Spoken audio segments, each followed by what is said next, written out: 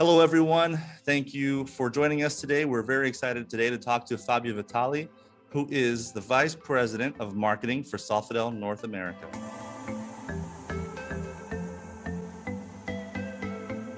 Fabio, thank you so much for taking the time today. I know we've tried to connect a couple times, and we're glad that we could finally get together here and discuss Sofidel in North America. Sofidel North America obviously is an important figure in the North American tissue industry, away from home and at home products. So we would just like to learn a little bit more from you about, specifically, your area is marketing. So we can learn a little bit about product development, a little bit about the marketing efforts that Sofidel has for the industry in North America. But first of all, welcome again, and thank you for the time. We'd like to start off a little bit about Sofidel's history in North America. Could you briefly help us there?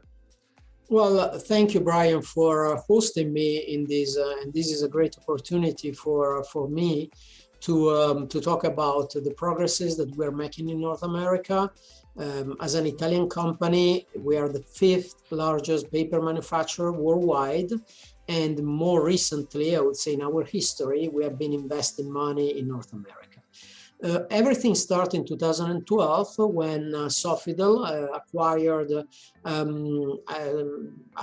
another company in North America that was very involved into mainly in the away from home businesses, the professional hygiene. And after this, which was almost 10 years ago now, Sofidel has been investing almost $1 billion in North America to expand its operation with new factories like the Circleville plant, the Ainola plant, and also in reshaping some existing factories. As a matter of fact, there was also another acquisition that was made in late 2015, so three years after the acquisition of Celine Corporation in 2012. And this acquisition was Green Bay Converting, a company that's some assets of Green Bay Converting. So this permitted to Sofidel to have a better footprint. In general, what Sofidel is implementing as a strategy, I don't know if I'm using the right words, but it's a proximity market strategy. So what we're trying to do is having plants close to the consumption, where the consumption is. Normally consumption are very close to metropolitan areas and things like that. So today we have 6 plants. Well, let's say we have a plant in Circleville, which is Columbus, and another plant in Florida, in Orlando, and another one in Hattiesburg, Mississippi, in Ainola, which is in Oklahoma, and then in Las Vegas, which is in Nevada. And we have our head office in Philadelphia for North America operation. In the last years, let's say we have been developing also a lot in terms of market. So we definitely had a growth in every line of business, but especially in the retail. And this drove also our department as a marketeers to expand and to try to take care of our line of businesses in the away from home, in retail, and also in e-commerce in a more important way. And we can say that I'm pretty proud about the developments that we had, especially on the marketing side, because we have been serving our sales strategy effectively with initiatives that are going beyond, let's say, the normal tissue paper activities. Yes, and you make a good point there. The marketing efforts for Sofidel are very clear, and Sofidel is known for its sustainability efforts in its effort to cure the ills that have to do with climate change and plastics and all that type of stuff. And I see behind you, you're highlighting 2 packages there that are no longer using plastic, Polypack. Right? Exactly. You are now transitioning. You have a new retail product that is focusing or featuring rather paper packaging. Could you help us with that? Yeah. Could you show us that? Well, thank you for noting this small setup that I just did for this occasion. And this is just, I would say, something that is translating Sofidel efforts in sustainability. But let me make a trying more holistic talk about sustainability. Sustainability has become a major pillar for Sofidel in 2009. So in 2009, Sofidel joined the WWF Climate Savers program, which is a program where Sofidel were committing in reducing CO2 emission by a certain date based on a certain level of a certain level. And we did it, and we completed this program successfully. And after that, Sofidel has been investing hundreds of millions of dollars in sustainability worldwide, which means Europe and United States, to make sure that our sustainability efforts are then translated into actions. So this specific project we are talking about here, we're going to talk in a second about it, is just one of the examples that are in this perspective. As a product developers and marketing managers, directors, in the marketing department, our efforts in relative to product development are not confined to this Niki paper pack. In fact, as a matter of fact, in Europe, we've been dealing with the paper pack since a while, especially in United Kingdom, but also in Italy with Regina Blitz and other products. And this has been transferred, this culture and also these technologies also in the United States. So there are few developments relative to sustainability that we made. One is the Niki, which is also the first brand that we launched in retail, in the retail domain, in the retail market in the United States. Okay. In the United States. Perfect. So it's just is a pretty new thing for us.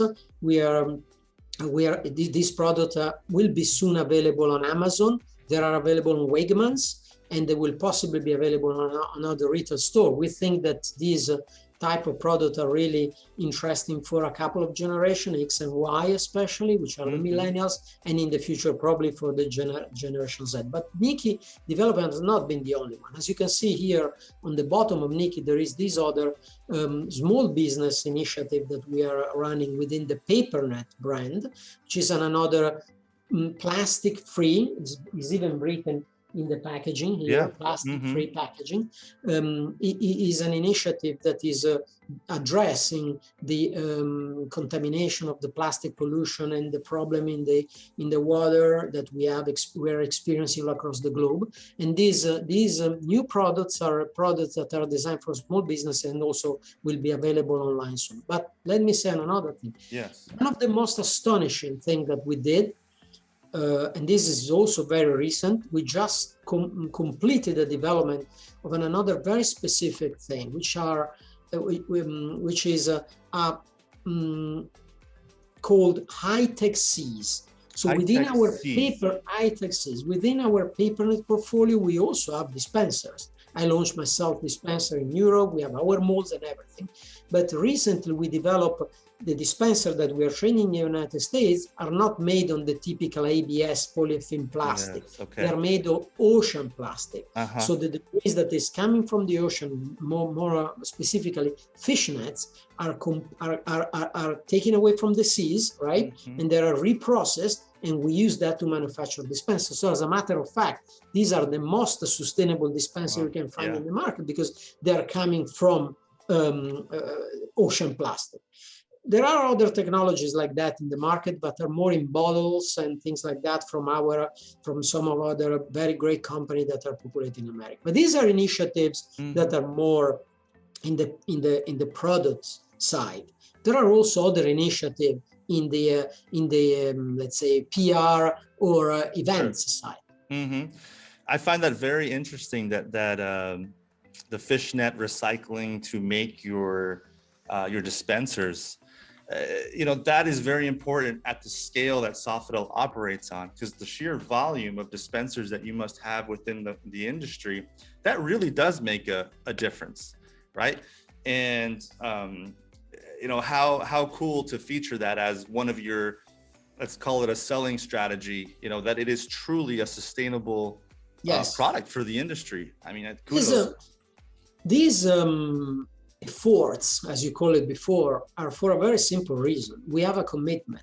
We take sustainability very seriously, and we are trying to be consistent with what we say and what is our commitment and what we do. So our commitment is to reduce by 50% our plastic in products by 2030. Okay. And what does it mean? that we are gonna take away, if you want, something like 11,000 tons of plastic versus the, let's say, versus the base level that we are having currently. By 2030. By 2030. So this is not necessarily only happening with the paper pack. Paper pack is a very radical action, right? And also the ocean plastic is a very radical action because we are not using plastic anymore or virgin plastic anymore. But this is also happening through other action that we are taking, reducing unnecessary quantity of plastic in current packaging, because you know the primary pack is something, the secondary is something else, the pallet wrapping is something else. And also we are trying to use more PCR, which is recycled polybag. So we are adopting a bunch of measures. The most radical are the one that I just mentioned before, with a one unique scope: reduce plastic consumption or use in our products in a massive way. 50%, 11,000 tons is massive. Yeah, no, I think those points are very clearly made, and I would say that Sofidel is maybe one of the loudest voices on this front in North America. Whenever I visit a Sofidel facility or Sofidel plant, as soon as you walk in, you have a TV screen telling you, your commitment, your goals towards sustainability and reaching these goals. So I think it's really special that Sofidel really encompasses this idea, and it's bought in by the employees, by the higher ups in the company. So it's very, very integrated into the company. It is. And thank you for mentioning the employees, and also the passion that our CEO and our executive are having on sustainability is definitely managed to be transferred into the employees, and possibly also into customers. We don't just take this initiative as an obligation or something that you do because you're a company.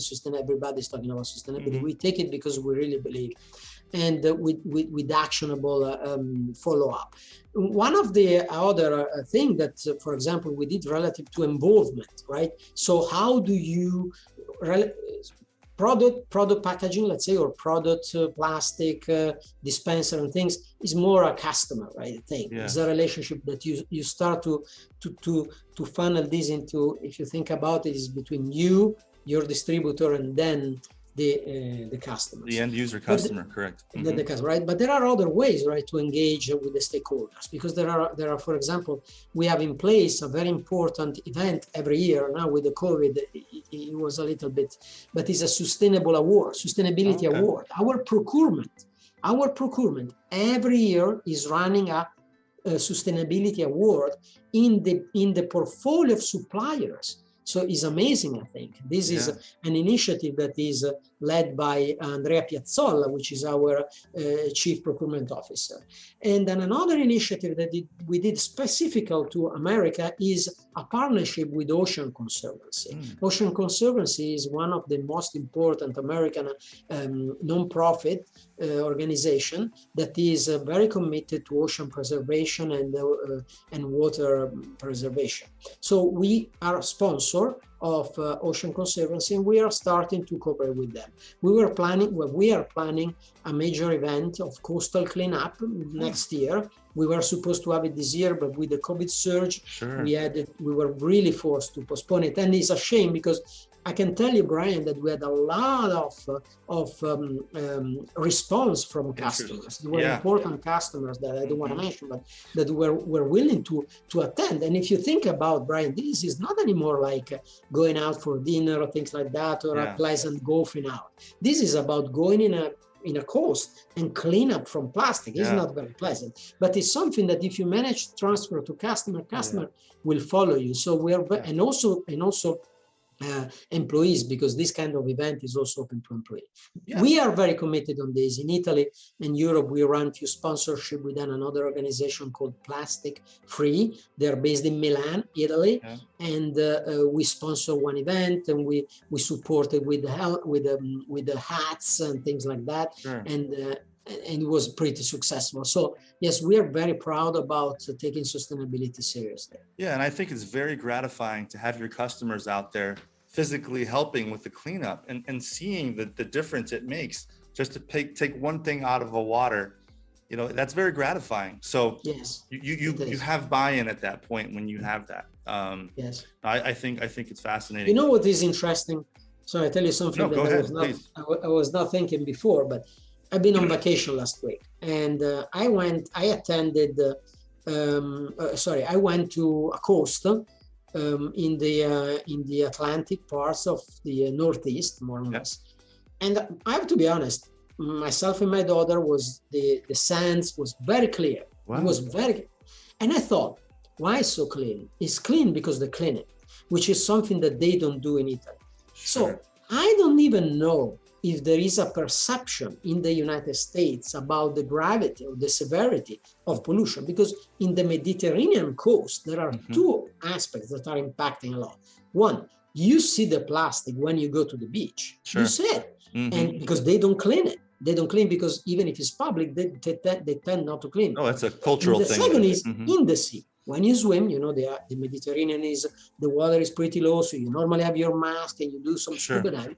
You see plastic on the bottom, sometimes some bottles, sometimes some. In the United States, you don't see it because you don't swim, let's say, unless you want to be eaten from a shark. Right? Yeah, correct. You don't go out. There are other factors. There are other factors in there. But this is, so I'm very glad that there is, let's say, some awareness that we are arising in a population that not necessarily can be aware because there is no evidence, right? Yeah. So it is very good. We're very, very interested into that. Yeah, no, I can't speak to that culturally as far as going to the beach. I grew up by the beach my whole life, and as you're speaking, as you're saying, I don't remember too much pollution but people, there still is a perception that it is happening. We know that it is happening. So it will be very curious to see, you know, going back to your Nikki brand, Sofidel starting this path down the retail, having its own brand, to see how it goes. You know, I think it's very interesting. You're talking about developing the market through e-commerce, going on Amazon and selling your product on Amazon. You mentioned Wegmans is a major retail supermarket chain in the Northeast. Don't have them down here in the South that I know of.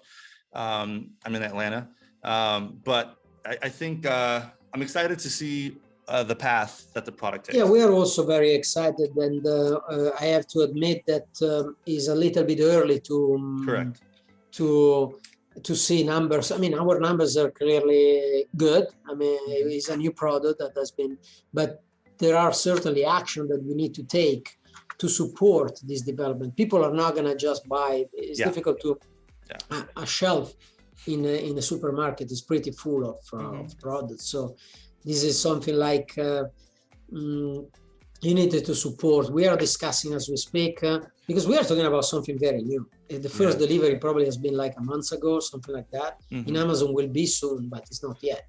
So in order to be successful, as a marketeers especially, we need to support with a bunch of strategies or more tactics than strategy to make sure that this development is going to be no, that's totally fine.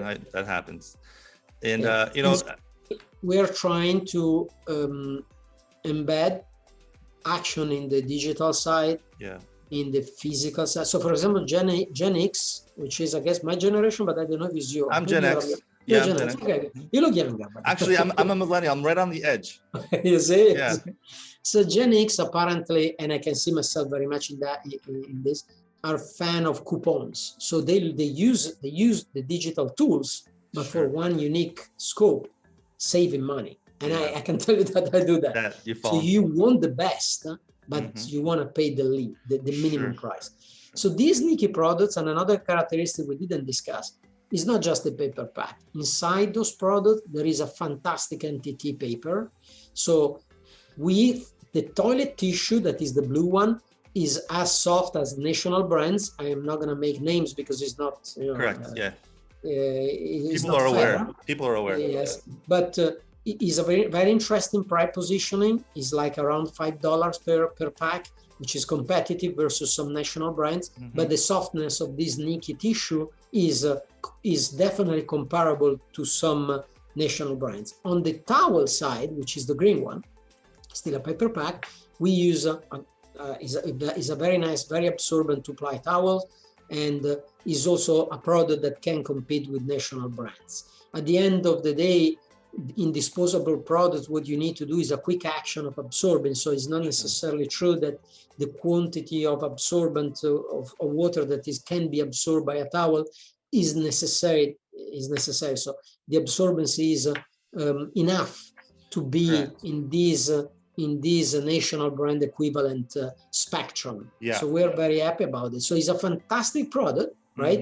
In terms of quality, which is embracing Gen Z, which are and also boomers, into a sustainable packaging. So there are not many companies that are able to provide these two aspects. Rather, if you think about the major brand in the United States, you have rather a sustainable product, but maybe the quality is a little bit like that, or a very good quality. So in this case, the two aspects are merged together, and this is why we think this product is going to be successful. No, that's a great point. You're categorizing it as a tier 1 product. You're competing right with the top dogs in the industry, let's say, and you're providing a benefit, a solution, and top quality. So I'm looking forward to picking it up whenever it's available for me on Amazon, or if I'm at a Wegmans somewhere in the Northeast. I'm gonna offer it to you. Thank you very much. And and that's why Tissue Online exists as well. We're a digital platform. We're looking to promote the industry as much as possible, especially products like those. Fantastic. Well, I think you guys are doing a great job. I've been looking into some interview, the Omet interview you did to Francesco Ponziani, for example, and other interviews. I really appreciate the work that you guys are doing, and I'm really hope that you are also the presence that you have North America, South America is impressive, and going online is definitely the right response. So we really like Tissue Online, and we hope we can cooperate more. Thank you for saying that, Fabio. We really appreciate that. Coming from you, that's very, very significant. Thank you. And shout out to Francesco. If you're watching, Francesco, great interview back in the day. Fabio, thank you so much for your time. You're welcome. We look forward to publishing this and having people watch and get feedback for your products and just, give you some publicity there for what you're doing. And thank you, Brian. Thank you, Tissue Online. And thank you for watching this. Thank you, Fabio. Have a good one.